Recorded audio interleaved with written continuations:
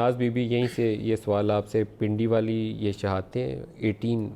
अभी तक हमारे पास जो शहादतें हैं, 5 वो लोग जो उस जहाज़ के अंदर सवार थे, 2 लेफ्टिनेंट कर्नल्स हैं और 13 नीचे जो शहरी हैं जहाँ जहाज़ गिरा है। अभी कोयटा के अंदर ब्लास्ट है, पिछले 2 रोज़ के अंदर 2 दहशतगर्दी के वाक़यात हैं, तो आप इसे कैसे सम अप करती हैं? बिस्मिल्लाहिर्रहमानिर्रहीम। नदीम मलिक साहब, सबसे पहले तो heartfelt condolences with bereaved families, क्योंकि ये बहुत ही दुख का लम्हा है, बहुत ही अफसोसनाक हमारे लिए ये घड़ी है। और ये जो हादसा हुआ उसके नतीजे में जो कीमती जानों का नुकसान हुआ पिंडी में रिहायशी इलाके के ऊपर, फिर जो फ़ौजी जवानों की शहादतें इसमें हुई हैं, तो इस पर बहुत ज़्यादा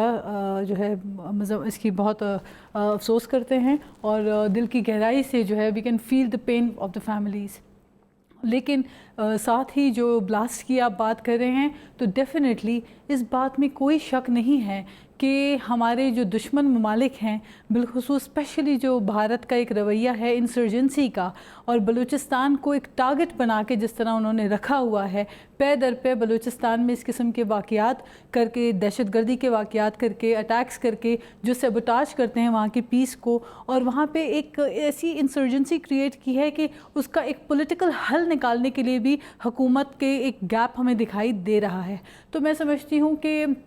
ऐसे मौके पर इंटरनेशनली आपने देखा कि हाल ही में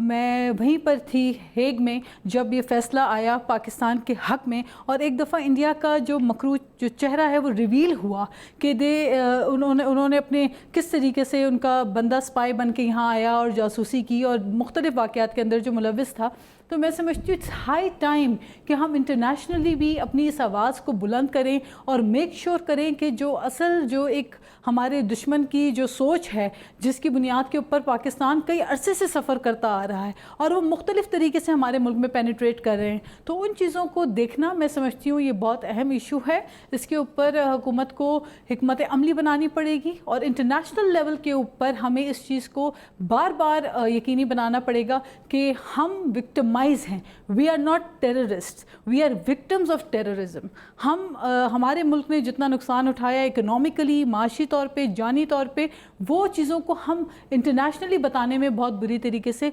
फेल हुए हैं। तो उसी का नाजायज़ फ़ायदा आप देखते हैं कि इंडिया उठाता रहता है हर वक्त जो है पाकिस्तान को तनकीद का निशाना बनाना, फिर साथ में हमारे अपने। ये एक बात अच्छी है नाज कि इस मामले में कोई पॉलिटिक्स नहीं है, इसमें आप पीपल्स पार्टी से होकर भी वही आवाज़ उठा रही हैं, ये डॉक्टर मुसद्दिक PMLN से होकर वही आवाज़ उठा रहे हैं। तो मेरे ख्याल में ये वो इशू है जिसके ऊपर आपकी आवाज़ जितनी बुलंदी से दुनिया में जाएगी, उतना ज़्यादा हमारा पैगाम, ये नैरेटिव जो है पूरी दुनिया के सामने जाएगा।